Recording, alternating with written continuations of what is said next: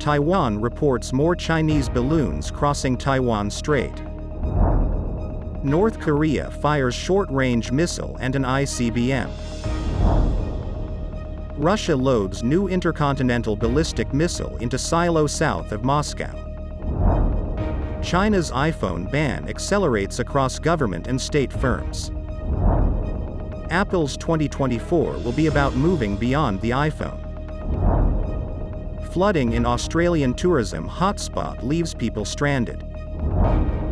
India built the world's biggest office in hopes of dominating diamond trade. Mexico's Maya tourist train opens for partial service.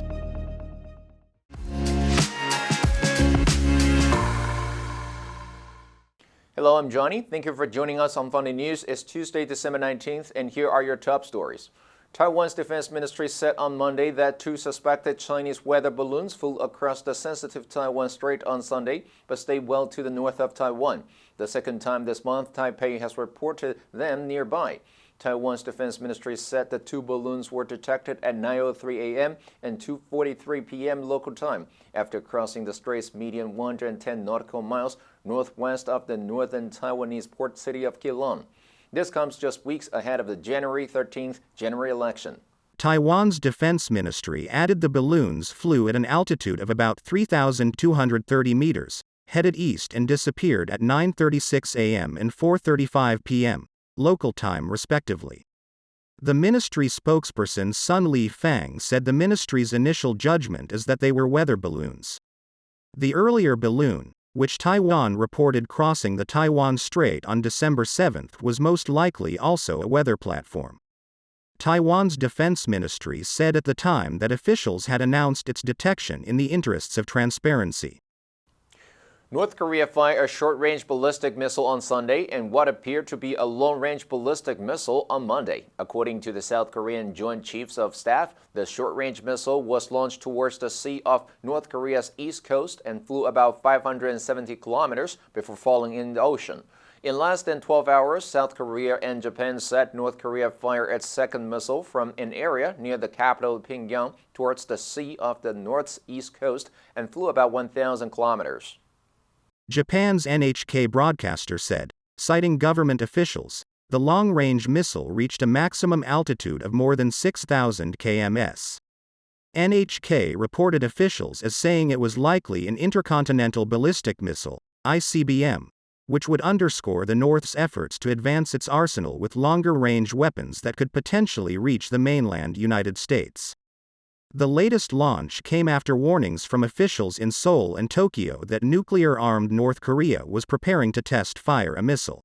Russia's defense ministry said Russian rocket forces have loaded a new Yars intercontinental ballistic missile into a silo at the Kozelsk base in the Kaluga region. The 23-meter-long Yars missile is designed to carry multiple independently targetable re-entry vehicles, which allow the missile to deliver multiple nuclear warheads at different targets. The defense ministry said in the Kozelsky compound, strategic missile forces loaded a Yars intercontinental ballistic missile into a silo launcher.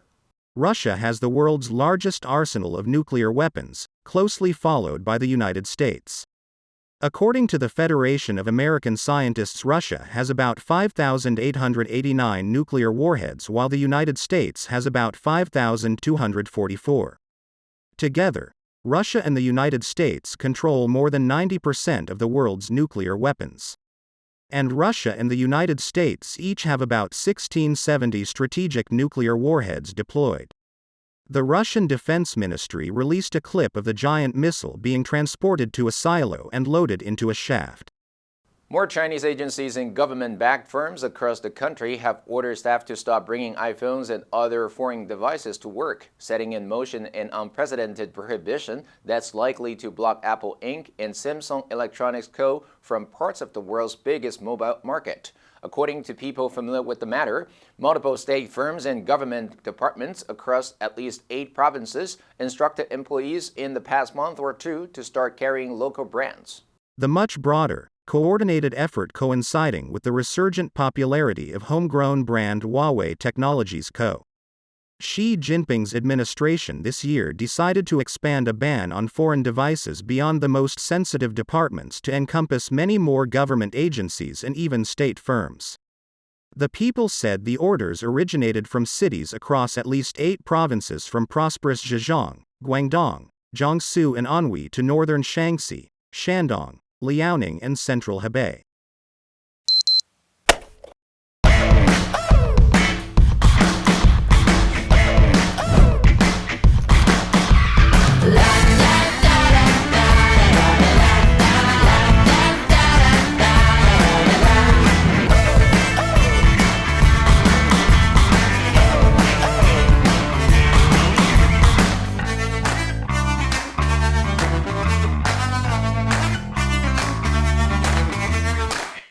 The iPhone will take a back seat to Apple's wearables business in 2024, with the Vision Pro, Watch, and AirPods getting more attention.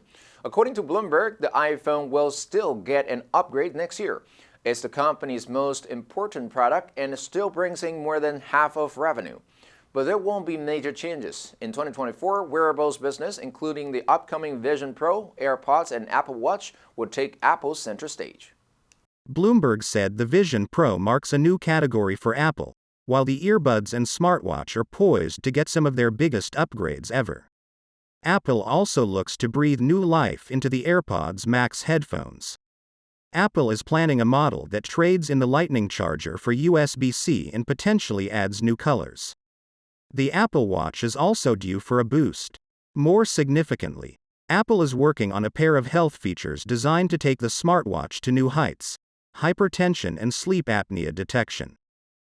A key tourism area in Australia's far north has been inundated with life-threatening flooding after days of torrential rainfall in the wake of a tropical cyclone.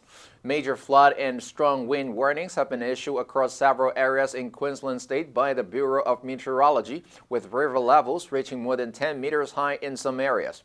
The airport of the city Cairns, which is a major tourist destination that acts as a doorway to the Great Barrier Reef, has been closed since Sunday. Coming in the door. City's Mayor Terry Copeland said early Monday drinkable water was expected to run out in a matter of hours. Up to 150 emergency service personnel plus equipment was being transported to Cairns, and emergency helicopter support and personnel were to evacuate isolated residents.